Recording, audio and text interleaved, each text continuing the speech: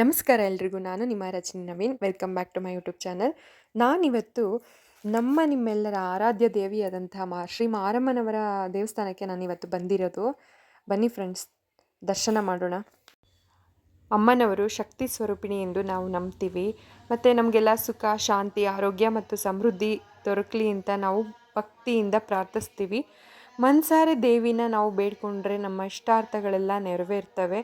ಮತ್ತು ಈ ಪವಿತ್ರ ದೇವಾಲಯ ದರ್ಶನ ಪಡೆಯೋದು ನಿಜಕ್ಕೂ ಮನಸ್ಸಿಗೆ ನೆಮ್ಮದಿಯನ್ನು ನೀಡುವಂಥ ಒಂದು ಅನುಭವ ಆಗಿರುತ್ತೆ. ಇಲ್ಲಿ ಅಮ್ಮನವರಿಗೆ ಆಷಾಢ ಮಾಸದ ಪ್ರಯುಕ್ತ ಅರಿಶಿಣ ಅಲಂಕಾರವನ್ನು ಮಾಡಿದ್ದಾರೆ. ನೀವು ನೋಡ್ತಾ ಇದ್ದೀರಾ ನೋಡಿ, ಅಮ್ಮನವ್ರು ಎಷ್ಟು ಮುದ್ದಾಗಿ ಕಾಣಿಸ್ತಾ ಇದ್ದಾರೆ ಅಂತ.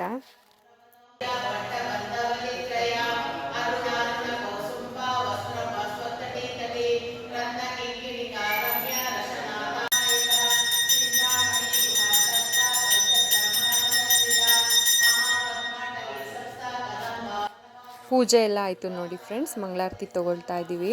ಮಹಿಷಾಸುರನನ್ನು ಸಂಹಾರ ಮಾಡಿದ ಚಾಮುಂಡೇಶ್ವರಿಯ ರೌದ್ರಾವತಾರವೇ ಮಾರಮ್ಮ ಎಂದು ನಂಬಲಾಗಿದೆ.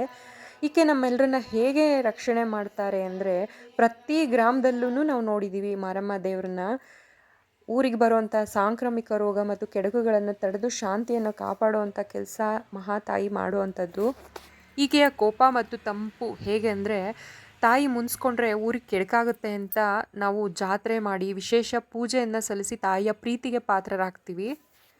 ಮಾರಮ್ಮ ತಾಯಿಯ ರೂಪಗಳು 10 ಹಲವು.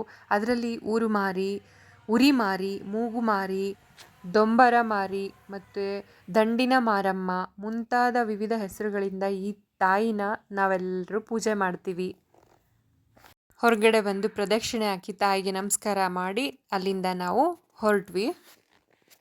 ಮಾರಮ್ಮನ ದರ್ಶನ ಮುಗಿಸ್ಕೊಂಡು ನಾವು ಅಲ್ಲಿಂದ ಸೀದಾ ಮಹೇಶ್ವರಮ್ಮನ ದೇವಸ್ಥಾನಕ್ಕೆ ಹೊರಟ್ವಿ. ಏನಪ್ಪ ವಿಶೇಷ ಅಂದರೆ, ಈಗ ಆಷಾಢ ಮಾಸ ಆಗಿರೋದ್ರಿಂದ ಪ್ರತಿ ಮಂಗಳವಾರ, ಶುಕ್ರವಾರ ತಾಯಿ ಅಮ್ಮನವರ ದೇವಸ್ಥಾನಗಳಲ್ಲಿ ವಿಶೇಷವಾದಂಥ ಅಲಂಕಾರಗಳನ್ನು ಮಾಡಿರ್ತಾರೆ. ಅದನ್ನು ನೋಡಿ ಕಣ್ ತುಂಬಿಕೊಳ್ಳೋದೇ ನಮ್ಮ ಭಾಗ್ಯ. ನೀವಿಲ್ಲಿ ನೋಡ್ತಾ ಇದ್ದೀರಾ ಮಹೇಶ್ವರಮ್ಮ ತಾಯಿನ. ಅಮ್ಮನವ್ರಿಗೆ ಇವತ್ತು ಹೂವಿನ ಅಲಂಕಾರವನ್ನು ಮಾಡಿದ್ರು. ಪಾರ್ವತಿ ದೇವಿಯ ಅವತಾರವಾದ ಮಹೇಶ್ವರಮ್ಮ ನಮ್ಮೆಲ್ಲರನ್ನು ಕಾಪಾಡಲು ಪ್ರತಿ ಗ್ರಾಮದಲ್ಲೂ ನೆಲೆಸಿರ್ತಾರೆ. ಮಹೇಶ್ವರಮ್ಮ ಎಂದರೆ ಶಿವನ ಶಕ್ತಿ. ಅಲಂಕಾರಗಳು, ಪೂಜೆ ತುಂಬಾ ಚೆನ್ನಾಗಿತ್ತು. ನಾನಂತೂ ಅಮ್ಮನವ್ರನ್ನ ನೋಡಿ ಕಣ್ ತುಂಬಿಕೊಂಡೆ. ನೀವು ಕೂಡ ಕಣ್ ತುಂಬ್ಕೊಳ್ಳಿ, ಮನಸಾರೆ ಬೇಡ್ಕೊಳ್ಳಿ, ದೇವರು ಎಲ್ರಿಗೂ ಒಳ್ಳೇದು ಮಾಡಲಿ.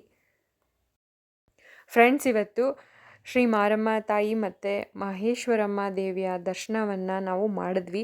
ನನಗಂತೂ ತುಂಬಾ ನೆಮ್ಮದಿ, ಖುಷಿ, ಸಂತೋಷ ಎಲ್ಲ ಆಯಿತು.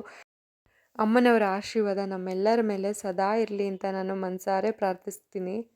ಸುಖ, ಸಂತೋಷ, ಆರೋಗ್ಯ ಮತ್ತು ಸಮೃದ್ಧಿ ಎಲ್ಲರ ಜೀವನದಲ್ಲೂ ತುಂಬಿರಲಿ ಅಂತ ಕೇಳ್ಕೊತಾ ನಾನು ಈ ದಿನದ ವ್ಲಾಗನ್ನು ಇಲ್ಲಿಗೆ ಮುಗಿಸ್ತಾ ಇದ್ದೀನಿ.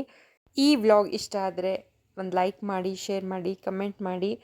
ಮತ್ತು ಮುಂದಿನ ವಿಡಿಯೋದಲ್ಲಿ ನಾನು ನಿಮ್ಮನ್ನು ಭೇಟಿ ಆಗ್ತೀನಿ. ಅಲ್ಲಿ ತನಕ ನಮಸ್ಕಾರ ಫ್ರೆಂಡ್ಸ್.